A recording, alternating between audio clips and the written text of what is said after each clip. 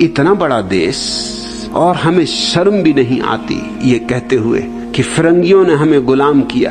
तो तुम गुलाम हुए क्यों? 40 करोड़ का देश कुल 3 करोड़ संख्या वाले देश का गुलाम हो गया। चुल्लू भर पानी में डूब मरो, शर्म भी नहीं आती। 40 आदमियों को 3 आदमी गुलाम बना ले और फिर भी गाली दें कि इन दुष्टों ने हमें गुलाम बना लिया। तो तुम करते क्या रहे? तुमसे कुछ भी ना हो सका?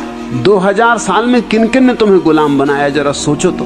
हूण आए, बर्बर आए, तुर्क आए, मुगल आए, अंग्रेज आए, पुर्तगाली आए, फ्रेंच आए, जो भी आया तुम उसके ही पैर चूमने को राजी हो गए। तुम जैसे गुलाम बनने को तैयार ही बैठे थे। तुम एक से भी नहीं जूझ सके और फिर भी तुम अकड़ से कह पाते हो कि इन्होंने हमें गुलाम बनाया। तुम गुलाम बने, तुम गुलाम बनने के लिए बैठे थे।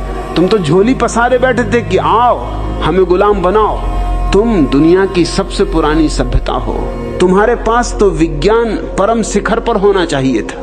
भारत एक बुनियादी भूल में पड़ा रहा है। इसने विज्ञान का तिरस्कार किया, उसका फल भोग रहा है। तुम्हारे तथाकथित धर्मगुरु तुम्हें भगोड़ा बनाते रहे, पलायनवादी बनाते रहे। कहते रहे संसार तो माया है और जो होना है वो तो परमात्मा की कृपा है, उसके बिना तो पत्ता भी नहीं हिलता। तो फिरंगियों ने तुम पर कब्जा कैसे कर लिया? तुम लुटे क्यों? फिरंगी तो तुम्हारे परमात्मा से भी ताकतवर मालूम होते। तुमसे कुछ करते ना बना, तुम इतने नपुंसक। ये तुम्हारे तथाकथित ऋषिमुनियों की कृपा है कि उन्होंने तुम्हें उल्टी बातें सिखाई। उन्होंने जीवन की बुनियाद तो तुम्हें दी नहीं और जीवन के शिखर की बकवास शुरू कर दी। काखागा सिखाया नहीं और तुम्हारे हाथ में कालिदास के शास्त्र पकड़ा दिए। अगर मैं उनका विरोध करता हूं तो तुमको लगता है कि मैं तुम्हारी दुश्मनी कर रहा हूं, लेकिन मेरी मजबूरी है। जरूर मेरी बात जहर की तरह लगेगी। जिस मूढ़ता के कारण तुम परेशान रहे हो उसको मैं मिटा के अपना कर्तव्य पूरा कर रहा हूं। किसी को कैंसर हो तो ऑपरेशन तो करना ही होगा, और तुम जिसको संस्कृति कह रहे हो वो तुम्हारा कैंसर है। धर्म की बकवास है तुम्हारे पास और तुम्हारी बकवास कुछ काम ना आई।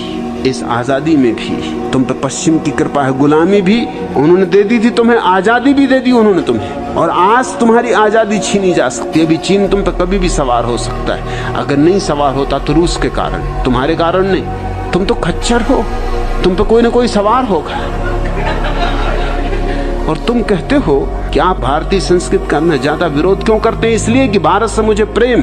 मैं चाहता हूं कि ये भी दुनिया में अपना स्थान पाए, सम्मान पूर्वक अपना स्थान पाए, और ये विज्ञान के बिना नहीं हो सकता है। क्योंकि शरीर मनुष्य का आधार है और आत्मा मनुष्य का आत्यंतिक आविष्कार, वो अंतिम बात है।